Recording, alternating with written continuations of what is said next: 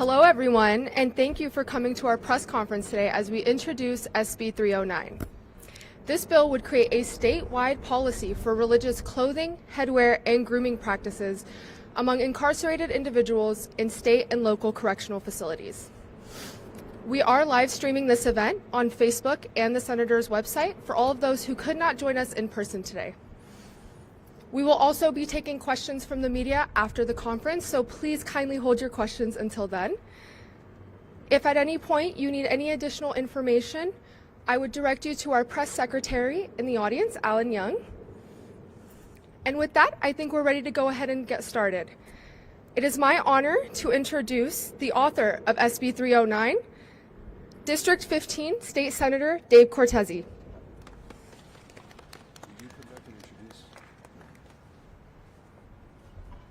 Thank you and good morning. And I'm going to make a motion that we have our future news conferences a little bit later in the day when the sun comes over here. By the time we're done, I think there may be a couple of people who are too frozen to talk. I do want to thank everyone for joining us today. Thank you to my staff for organizing the event, to the TABA Foundation for their support. This bill was made possible by the hard work of the California chapter of the Council on American Islamic Relations, otherwise known to many of us as just CARE. CARE started here in the Bay Area nearly 30 years ago, and they've grown into the largest Muslim civil rights organization in the nation. They do vital work in protecting the civil rights of Muslims and others. And this work has become even more essential as we've seen a rise in Islamophobia and civil rights complaints over the years. In 2021, CARE received its highest ever number of civil rights complaints related to Islamophobia. Unfortunately, hate and bias incidents have gone up as the pandemic has receded. We have an opportunity with this bill to stop incidents of religious persecution in prison.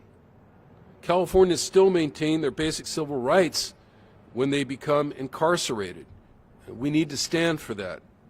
We know from research that inmates who are allowed to freely exercise religious practice and dress are less likely to be involved in violent incidents while they're serving their sentence, and less likely to return to jail or prison after their term is completed. There are 5 communities in California where correctional facilities have changed their policies related to religious practice following lawsuits. Unfortunately, jail officials have forcibly removed religious headscarves after taking people into custody in many cases. Currently, each local detention facility in California is left to adopt its own policies and procedures. This bill would create a uniform state policy providing clear guidelines on religious clothing, headwear, and grooming.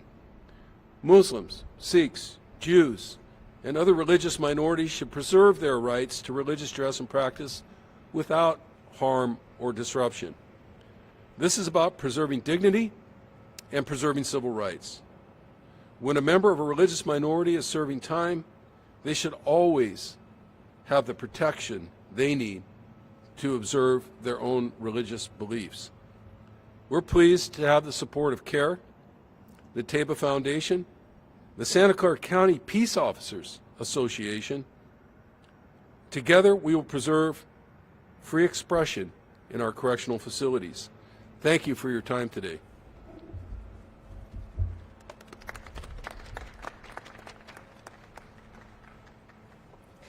Thank you so much, Senator Cortese.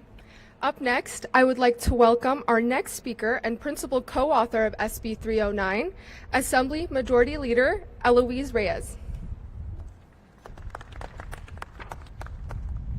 Thank you so much and good morning. It's a pleasure to speak this morning as a proud principal co-author of SB 309. I want to begin by thanking my Senator, Dave Cortese, who's leading this effort along with CARE and the other organizations that have already been previously mentioned. I stand in support of religious freedom and the right to exercise one's religion, regardless of where we are. We already know that when you enter into a facility, you've been arrested, you're still innocent until proven guilty, and yet you are stripped of your very identity, your very dignity, when you are not allowed to wear your religious clothing. This is something that must be stopped. I recognize that there are some counties that already recognize this and will provide that dignity to anyone who is either incarcerated or has already been convicted. However, it isn't everyone, it isn't every county that recognizes this. And it's important to have rules that everybody abides by. That is why SB 309 is so important. We know that incarceration and detention are trying times in any person's life. But we also know that there are times that will lead us to rehabilitation, and we know that faith and religion are an important part of that. Faith is a powerful tool to this freedom, and to strip someone of their right is simply unjust. While a person faces incarceration, we should respect and encourage paths towards healing, and religion is an important part of that, without a doubt. We recognize that this is part of a person's faith when we're talking about their clothing, and they should not be forced to fight to exercise their faith, which is exactly what some of the counties are requiring of them.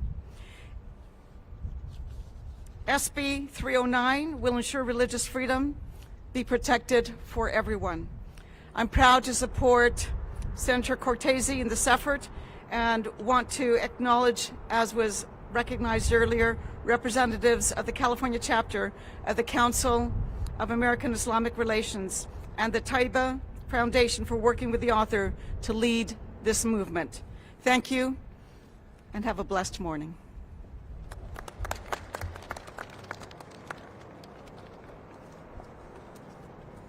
Thank you so much to the Assembly Majority Leader. Up next, we have Naziha Khan from CARE. CARE is the sponsor of SB 309.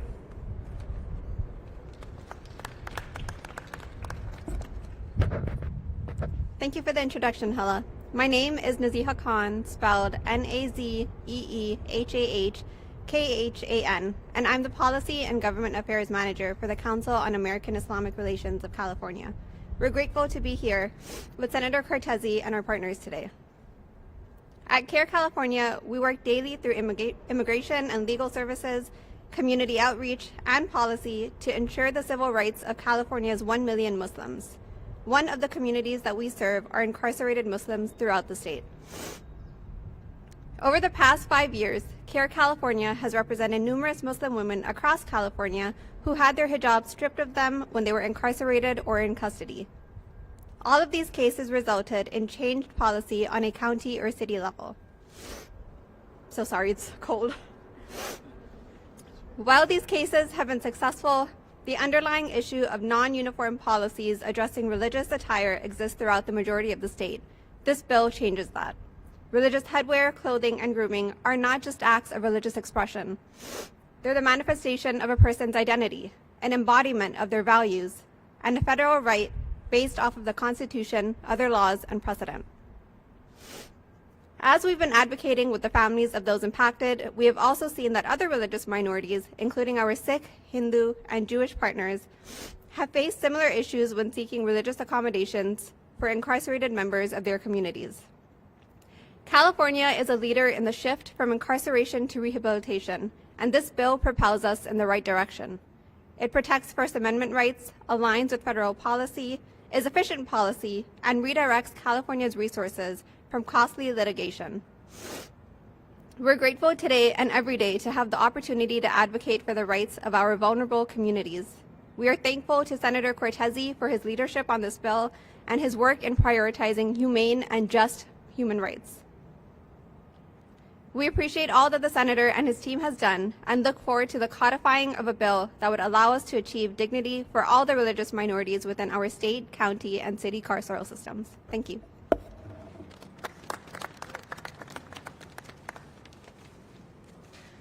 Thank you so much to Naziha, and a big thank you again to CARE for sponsoring the bill. Up next, we have Sheikh Rami Mansour. He is the founder director of the Taiba Foundation.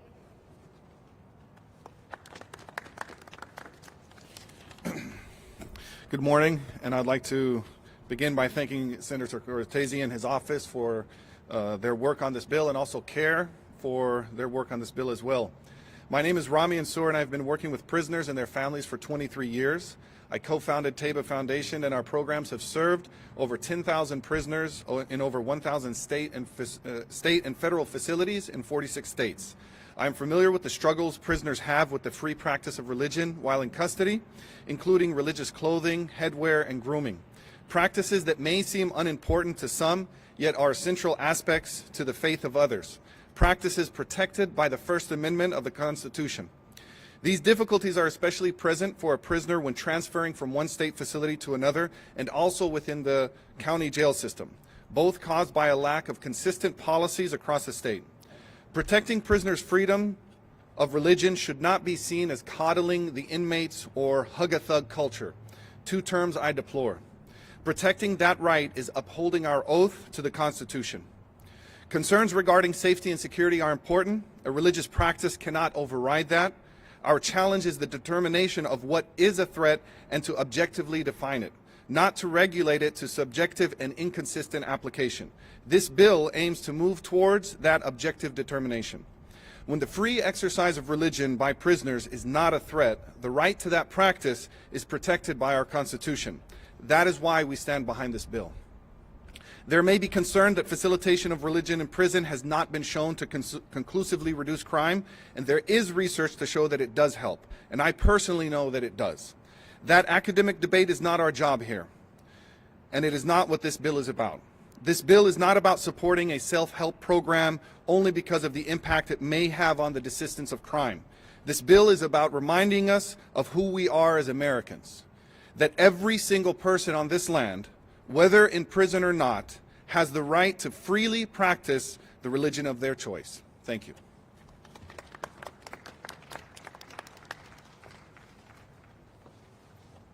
Thank you so much to Sheikh Rami. Our next speaker is Jasjit Singh, Board President of the Jakara Movement.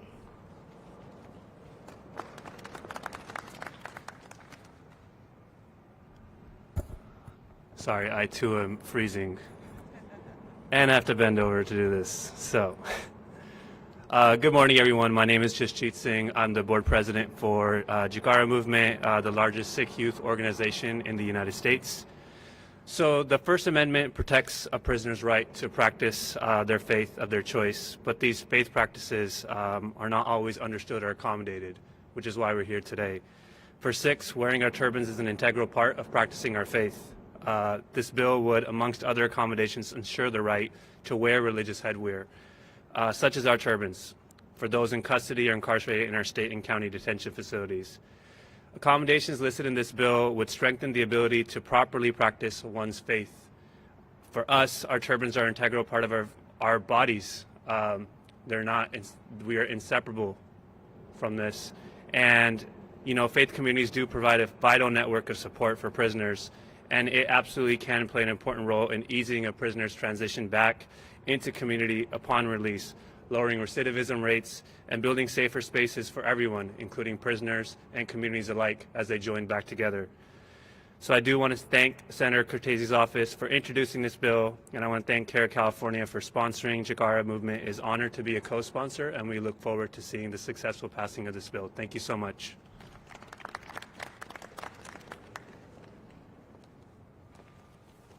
Thank you so much, Jasjit, and to the Jakara Movement for co-sponsoring the bill. Our next speaker is Rabbi Seth Castleman, Director of the Exodus Project.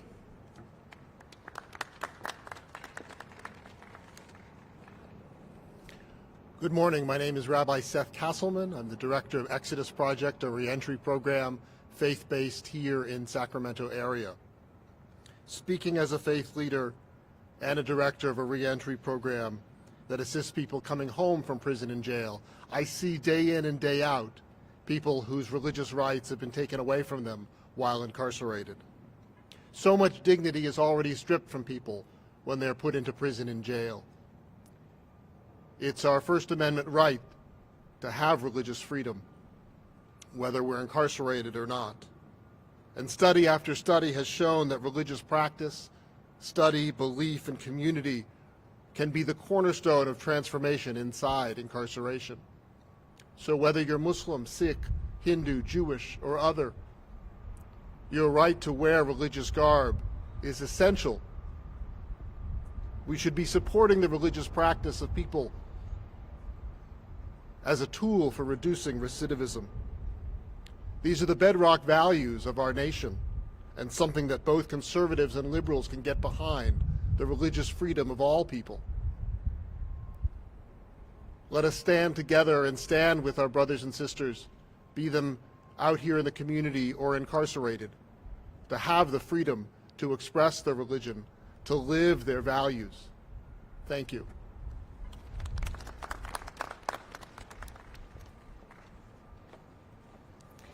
Thank you so much, Rabbi Castleman. That concludes our speakers for the event. I will now turn to the press for any questions you may have.